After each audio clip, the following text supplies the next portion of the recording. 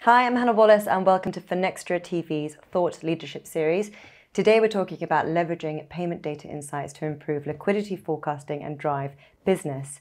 To help us understand how financial institutions are increasingly focusing on the full potential of this rich data that comes with the 24/7 instant payments is Andy Bubbs, Director of Product Management for Fiserv. Hi Andy, thank you so much for joining us on the call today. Pleasure to be with you. Thank you. Brilliant. So to kick things off, I think it'd be good if you could talk us through what payment data insights is exactly and what you can do with it. Let's start there. So I view payment data insights as the name would insinuate, really gathering insights from payments, from the rich data that accompanies payments, as well as being able to use that data to forecast based on historic trends, current trends, and looking into the payments landscape more deeply than you would simply from using traditional capabilities. So it's beyond just forecasting, but looking into that next level down. And I'm not talking about the high-powered liquidity predictive modeling that's out there. I'm really talking about using the payment data to the best extent and leveraging as much of it as possible. All right, that's interesting. So following on from that, how do these liquidity tools help financial institutions and their customers improve their forecasting? So for financial institutions, it really comes down to being able to leverage that data to create new products if they want to monetize it, but for their corporates. But really, it's the ability for them to have a better comfort level in the products that they're offering to their customers, the payment channels that they're offering, and allowing those corporate customers to have the tools necessary to manage what they're processing through their financial institutions. I think it's really important. One of the examples is in the US, we've had the emergence of real-time payments. We're a little bit, playing catch up here, but the emergence of real-time payments in the US is a big change to the industry. And what we're seeing is financial institutions wanting to dip their toe in the water, but not necessarily being comfortable doing the full send and receive capabilities and making it available to all their customers without having that liquidity forecasting capability. So it really opens up the door to additional payment channels that might not otherwise be leveraged fully, but also gives them the tools they need to provide additional services to their customers. And it's really helped to, again, get over that hump with this new payment channel in the US, and can really help with others across the globe to provide the capability to look at what are financial institutions offering, how they can dig into that to provide services beyond just looking at someone's traditional creditworthiness by looking at how they're funding, how they're moving funds, and how they're processing transactions with their financial institutions today. It's interesting you say that, and I'd like to go into a bit more detail and ask where are the gaps then in the liquidity space, and what are some of the tools, technologies, opportunities they can leverage? What do you think? So I think today it's a very broad span. Some financial institutions and corporates have the tools and are leveraging those tools, but many are still using antiquated methods. I say antiquated not in a bad way, but the methods that are being used are really the kind of traditional running spreadsheets, looking at numbers, as opposed to using new models that are available, machine learning, artificial intelligence that can really look more deeply into trends. You can build out models to fit into what you see in the payments landscape.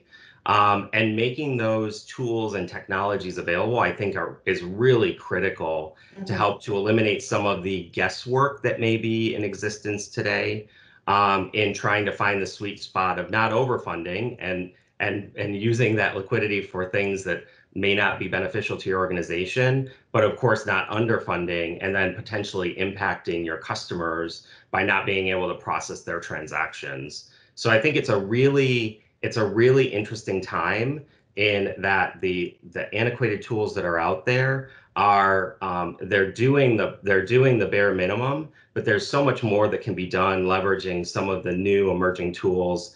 Emerging being a kind of you could take it as you please, but using some of the artificial intelligence, machine learning to really help dig another layer deeper to really hit that sweet spot in funding your accounts. Well, as you say, it's a really interesting time. So I think along with my audience, we're dying to hear what do you think the next step is going to be, and what should financial institutions' next move be? What do you think? Well, I think, again, it depends on where those financial institutions stand today. So there are some that have already built out, very rich reporting tools, may already be leveraging artificial intelligence to some extent or machine learning to some extent.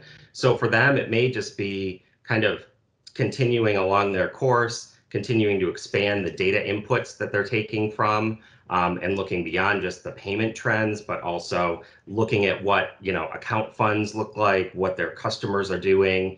But for many other financial institutions, it really comes down to taking kind of finding a trusted partner, finding a partner that you can build some of these features and capabilities with that will provide them the ability to really hit that sweet spot more easily and more accurately, and with a greater degree of confidence. I think it's really, again, I think it's really important for those financial institutions to be forward-looking on this, not only from a competitive standpoint, but really, it's really kind of keeping up with those larger financial institutions that might have more backing, more funding to put into this, and allowing the smaller but still forward-looking financial institutions the ability to really keep up with those larger guys.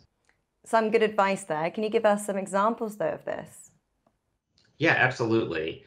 So for example, we're working with one of our large financial institution customers in helping them to build out the liquidity modeling that they need in order to roll out real-time payments in the US.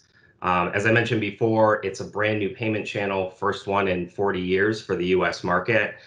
So there's obviously some apprehension in ensuring that there's the right safeguards and the right monitoring in place, specifically around liquidity, and ensuring that they have the modeling needed, can tweak those models accordingly, to build out exactly what the funding levels need to be in order to accommodate the free flow of payments, but also not overcommitting too many funds into those accounts at their central bank to ensure that they have the funding needed to process those payments. So it's really a close partnership between our organization and their organization to build out the modeling, and also to kind of ensure that we've got the right inputs and the right considerations to fit those use cases that are really important to them, to get their leadership, their executive leadership, comfortable with the processing of real-time payments. Mm-hmm.